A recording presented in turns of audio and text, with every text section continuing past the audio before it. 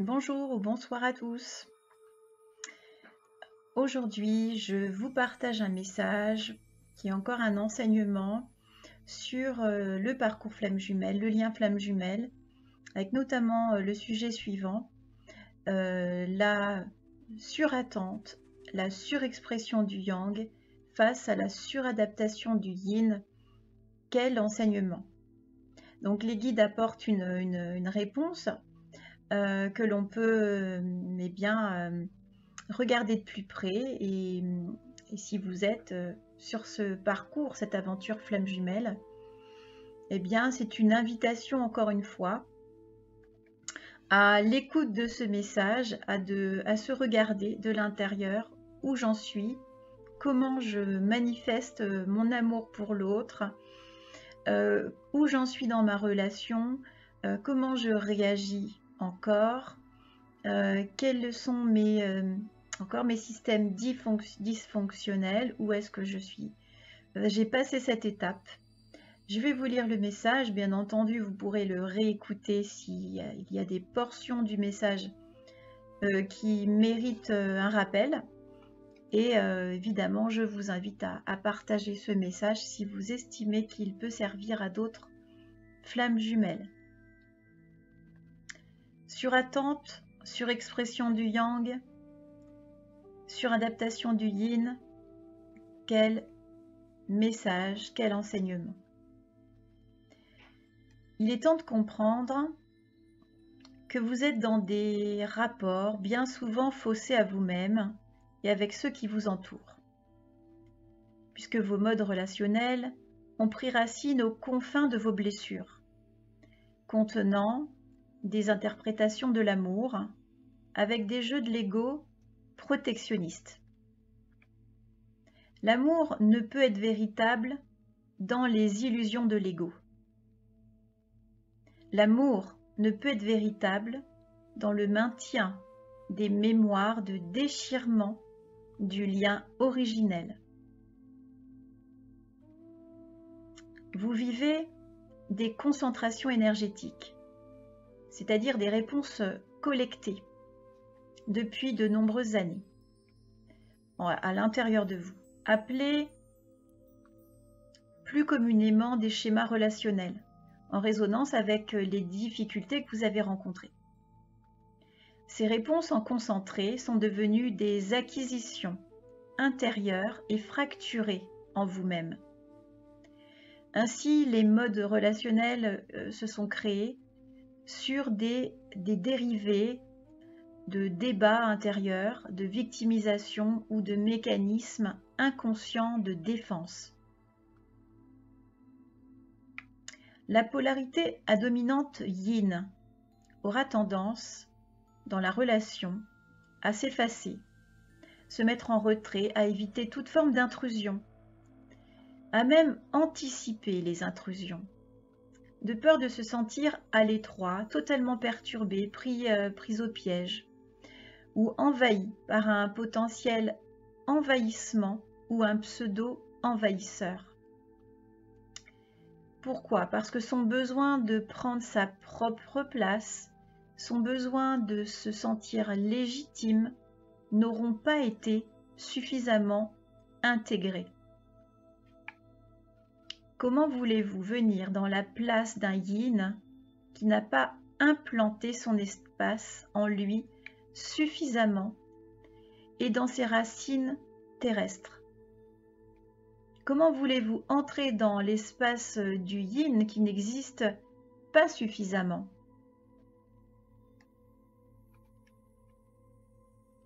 Le yin a exploré ce mécanisme de retrait depuis de nombreuses années. Depuis la petite enfance, voire dans des vies antérieures, et évidemment lors du lien originel avec l'impact de la séparation.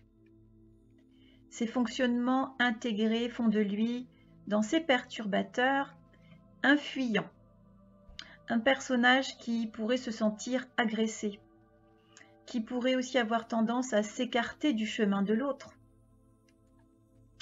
Si l'autre a une envie débordante de venir dans son territoire, mais un territoire qu'il n'a pas assez investi, c'est là qu'une impression d'invasion arrive chez le yin. Par ailleurs, le yin va progressivement se conformer à une multitude de relations sur Terre.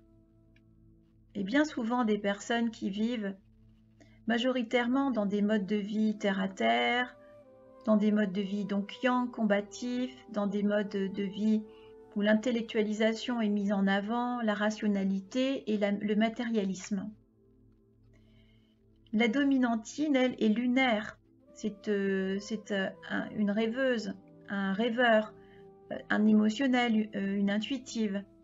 Et donc, la dominantine a accès à des fonctions subtiles en elle, dans des étages vibratoires qui sont différents, avec une perception du monde beaucoup plus volatile, beaucoup plus aérienne. Pour le yin, le monde terrestre, le monde de matière semble lourd et pesant, bien qu'il ait besoin de s'y enraciner fortement.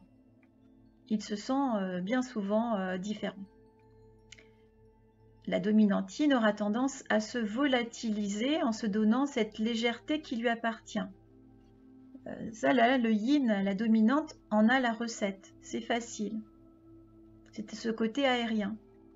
Elle va également se volatiliser dans un autre sens du terme pour se mettre aussi en retrait. Cette volatilisation, par contre, va l'aider à se protéger et à devenir d'ailleurs tellement léger qu'elle va disparaître. Cette tendance à disparaître dans les relations où elle va se sentir envahie. Mais envahie de quoi en réalité? C'est la question. A contrario, l'autre en face, le yang, avec une polarité donc plus dense, aura une perception du monde par la terre, avec des réalisations facilitées, avec des actions dans la matière. Il sera assez combatif dans une réalité de concrétisation et de manifestation assez naturelle chez lui ou chez elle. Et cette facilité aussi à entreprendre, à prendre le pas, à faire des démarches, à engager, à aller vers aussi son autre pour lui déclarer sa flamme, pour lui dire des choses avec ouverture. Et même parfois peut-être sans contraste, de façon assez rapide et des fois en force. La venue du yang pourrait parfois être vécue comme des grandes enjambées dans le territoire tout menu du yin, pas suffisamment investi. Le yang est aussi un expressif, un expansif. Il sait faire de grandes élocutions, des témoignages longs et riches en direction de l'autre, mais sans savoir toujours qu'en face de lui, il a affaire à un être qui n'est pas construit sur le même modèle. Il n'a pas la même conscience, le même état d'esprit et la même sensation et le même ressenti de la vie. Ainsi, la polarité yin majoritaire aura tendance dans sa vie relationnelle, dans son ressenti, avec toutes les relations qu'elle aura engagées, à ne pas toujours se sentir en adéquation avec le système de fonctionnement, de réalisation et de concrétisation des yang. Elle se sent appartenir à un autre monde. Mais plutôt que de se faire accepter comme elle est, dans son autre monde, dans sa singularité, elle se construira en adaptation aux autres, aux systèmes humains qui sont plutôt définis par l'action, par le faire, par le yang. La polarité yin se sentira très souvent hors d'elle-même. Elle ne se sentira pas elle. Elle se forcera à être comme la société est conçue, comme la société a été aussi hypnotisée, orientée, uniformisée, avec une grande majorité adaptée à un cadre rigide d'action, à des productions basées historiquement sur le patriarcat. Donc dans cette conduite à tenir, le yin va devoir s'adapter. s'adapter tellement que la polarité en deviendra l'ombre d'elle-même. Elle ne peut pas être soi. À force de devoir se mettre dans la peau d'un autre, dans la peau d'un modèle archaïque patriarcal, où la force, le combat, la dureté, la productivité, les efforts, l'action, le faire sont la règle globale. Dans un monde où la société accepte aussi difficilement les intuitifs, les sensibles, d'autres formes d'intelligence. Cette adaptation aux autres, cette incapacité à entrer dans le moule, mais pourtant à devoir le faire pour être toléré par les autres, fera devenir le yin un autre que lui-même, et cet autre sera son ombre. C'est ce qu'on appelle le faux self. Le yin trouvera des adaptations, mais la polarité sera tellement, ces adaptations seront tellement appuyées, tellement importantes, qu'elle en fera une adaptation à haute dose, d'où une suradaptation. Cette suradaptation deviendra le faux semblant, le faux soi. Et lorsque son jumeau, sa jumelle en face, apparaîtra, le yang, avec autant de matière, autant d'engouement, autant d'enthousiasme, le yin ne pourra plus supporter cette forme d'agressivité extérieure qu'il le percevra tel quel, parce qu'il vivra au bout d'un certain temps trop d'énergie yang. Et le yang, arrivant dans sa vie, va, on va dire, amener un miroir grossissant et deviendra en fait comme un écrasement et un envahisseur supplémentaire dans le territoire du yin qui n'est pas suffisamment pris en compte, qui n'est pas suffisamment investi. Mais l'autre, dans sa polarité yang, qui est un entrepreneur quasi naturel, qui exprime ses volontés de façon assurée, parfois avec insistance, dans sa surexpression, qui a aussi sa peur d'être délaissé, et qui a tendance à aller facilement vers l'autre aussi pour être validé, avec aussi des fois des volontés parfois féroces d'insister.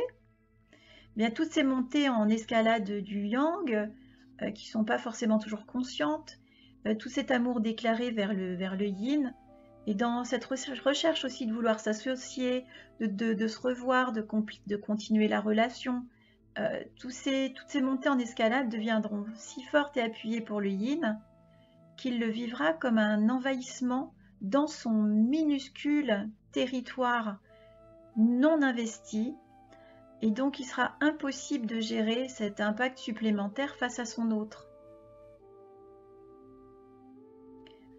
Donc comprenez que le yin a à la fois ce mini-territoire non investi et qu'il a un bol émotionnel aussi de suradaptation au monde. Et avec cette lourdeur, cet écrasement, ça l'obligera à partir et à faire partie d'un des paramètres de sa guérison à travers effectivement la mise à l'écart, parce qu'il aura à la fois ce besoin de se mettre en retrait pour se protéger, mais il aura aussi la démonstration de son incapacité à supporter plus que ce qu'il a déjà supporté suffisamment, il a pris sur lui depuis tant d'années dans ce monde yang, à majorité à dynamique yang, à énergie yang, cette société, avec un yang aussi qui va lui démontrer beaucoup de choses. C'est cette goutte qui fera déborder le vase et l'amènera tôt ou tard à s'introspecter, à se regarder dans cette suradaptation qui devient une inadaptation. Et cette inadaptation du yin ne doit plus d'évidence le toucher et l'empêcher d'être lui-même ou elle-même, et l'empêcher d'être sa propre vérité, sa réalité, son monde, et de s'accepter en tant que tel. De l'autre côté, en face, il y aura cette énergie d'avancement du yang avec sa qualité d'entreprise, sa facilité à dire, à faire, cette volonté aussi intrinsèque de mettre en œuvre. Le yang aura lui aussi à s'ajuster, notamment par la tempérance face au yin qui s'échappe, qui s'en va.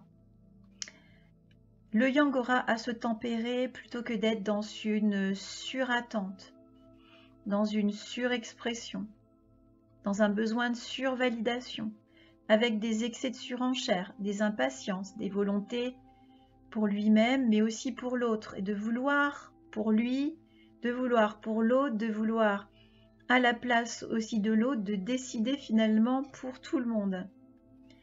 Alors ce sera un profond et un puissant révélateur aussi pour le yang de son besoin de tempérance, aussi de s'apaiser dans sa réalité, qui peut être aussi pesante pour lui et pour tout le monde. Même s'il n'aime pas stagner, le yang doit apprendre la distance, le recul et être, donc la distance, le recul et être plus léger dans ses approches. Donc cette dynamique relationnelle permettra de s'observer dans les abus, les excès, de l'un comme de l'autre, d'y voir d'un côté les trop-pleins ou de l'autre les pas assez, afin d'ordonner en chacun la possibilité de stopper des fonctionnements erronés.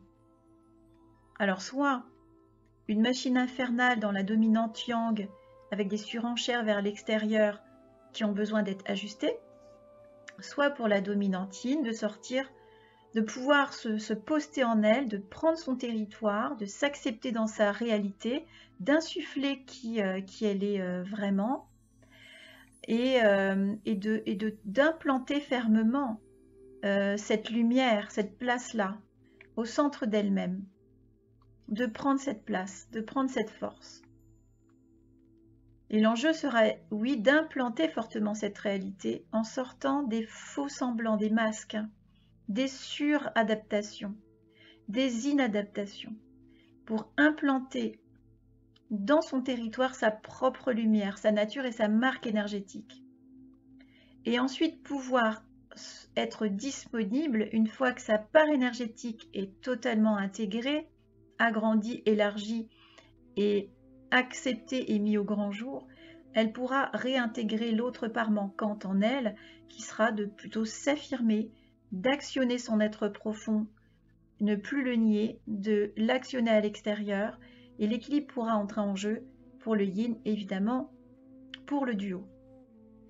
En face, la dominante yang aura besoin d'aller en soi et de sortir de toutes les formes d'externalisation massive, de toutes les formes d'exacerbation aussi au dehors. Cela lui donnera le pas d'aller se visiter, d'aller au centre de soi-même et d'aller se découvrir de l'intérieur. Bien que le yang est un schéma corporel, bien qu'il soit capable de se mettre en mouvement, il aura quand même à s'écouter de l'intérieur, à se donner un rythme plus lent, plus doux, plus calme, plus silencieux, et donc dans cette intériorité de faire connaissance avec la douceur, avec la tendresse, la tendreté, avec plus de générosité pour soi. Donc ce sera grâce à ces excès respectifs, avec toutes ces perturbations de l'un sur l'autre, qu'il y aura des avancées en chacun, pour résoudre les excès eux-mêmes, qui deviennent des envahisseurs, soit dans son propre territoire, soit dans le territoire de l'autre. Le yang devra se tempérer.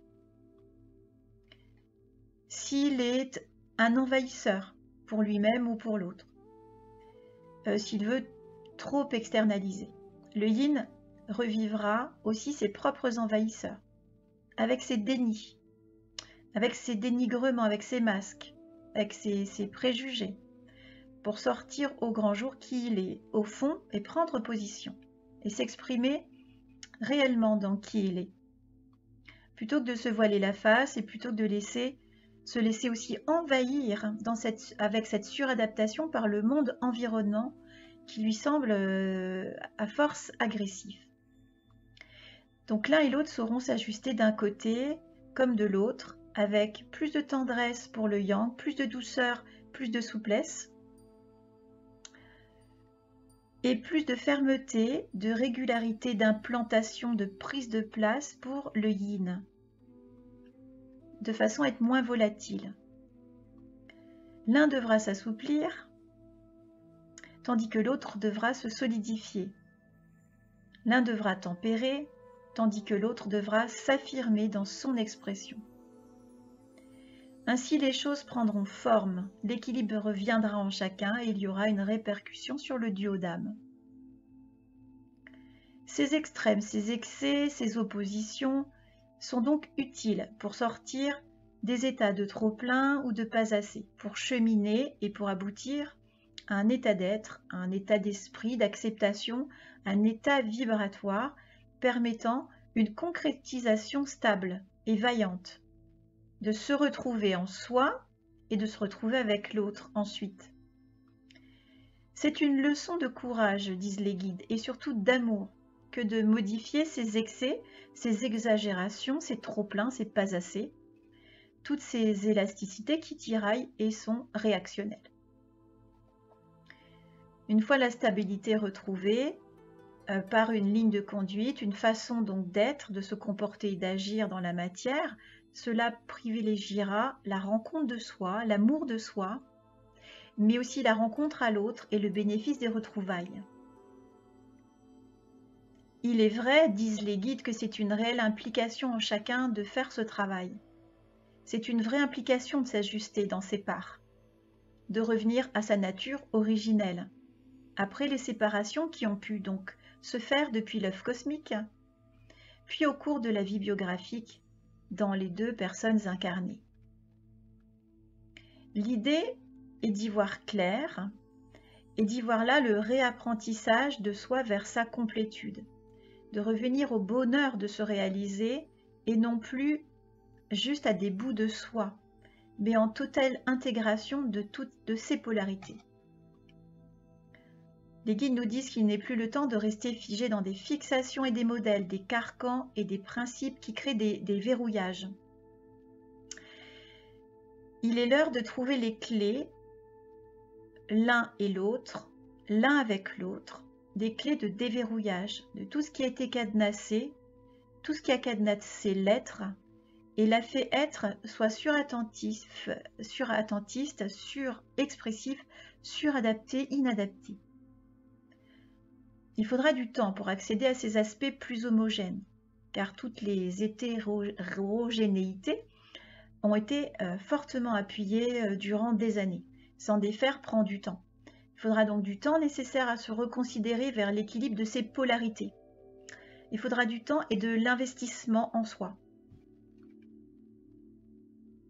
Les guides nous disent que si vous faites cette impasse d'équilibration de vos deux polarités, vous serez dans l'impasse de vous retrouver et donc il en va chacun de s'auto-évaluer et d'exercer non plus le contrôle permanent qui a embrigadé dans un système de non-sens, mais de se mettre au diapason et de s'accueillir dans les parties manquantes et les bouts de soi mis de côté. Faire cette impasse, ce serait renoncer à votre complétude, disent-ils, et donc à la réunion à votre autre partie. L'exercice peut vous sembler périlleux, difficile. Il est cependant totalement réalisable, puisque si vous en êtes là, c'est bien parce qu'il en est ainsi de vivre cette expérience dans la matière et de parvenir à la réussite de l'unification. Quel serait le sens ?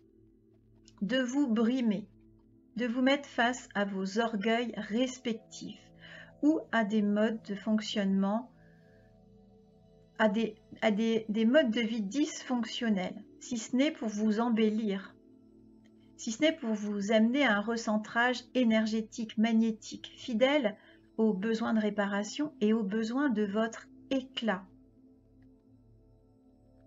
Il s'agit donc de vous déshabituer des programmes, certes choisis consciemment ou inconsciemment à un moment donné de votre vie, pour telle ou telle raison, mais ces programmes se sont acheminés jusqu'à ce jour en vous et sont devenus de hautes perturbateurs, de hautes perturbations vibratoires. Ceci n'a plus la place dans une réunion. Alors, votre auto-évaluation montrera votre manière ou vos manières de faire qui sont devenues obsolètes, surestimées. Votre auto-évaluation, votre regard sur vous-même vous montrera qu'il est bon pour vous de réestimer dans votre entièreté, de vous réestimer dans cette entièreté, de vous redistribuer, de redistribuer votre énergie et les parts manquantes en votre sein.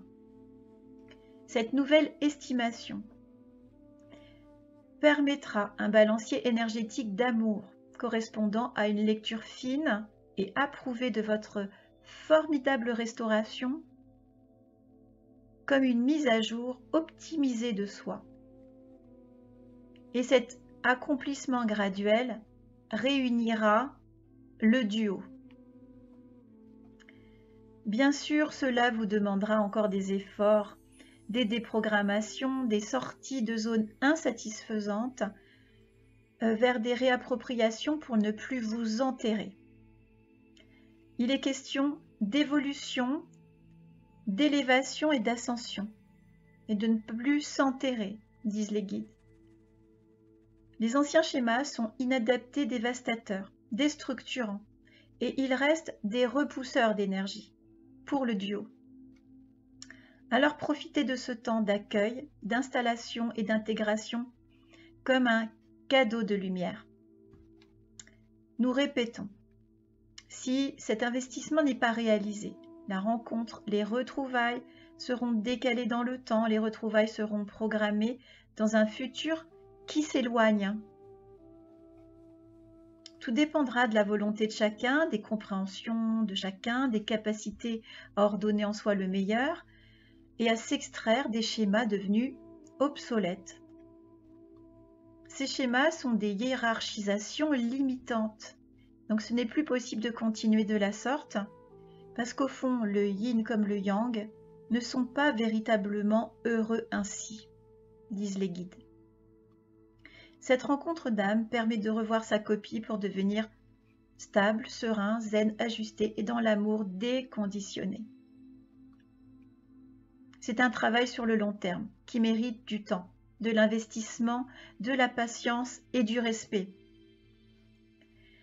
Nous vous invitons à y voir clair sur ces aspects, car il nous semble être des moyens de sortir des confusions et d'être enfin vous-même, pour aboutir à une reliance dans la matière, afin de poursuivre votre aventure, celle pour laquelle vous avez été créé. Ne l'oubliez pas. Nous savons que s'extraire de ces automatisations, de ces mécaniques, de ces programmes demande de l'énergie, du courage et surtout beaucoup d'amour. Cet amour de vos origines à réinvestir, à réintégrer en vous. Nous sommes de tout cœur avec vous. Nous vous envoyons notre amour et nos encouragements. Nous vous aimons. Voilà, c'est la fin du message des guides. Alors n'hésitez pas à le réécouter pour bien comprendre les nuances, le contenu. Et n'hésitez pas non plus, si vous le souhaitez, à le partager à d'autres flammes jumelles qui pourraient en bénéficier. Je vous souhaite une bonne journée, une bonne soirée, une bonne semaine. Je vous dis à très bientôt. Je vous envoie tous mes bisous.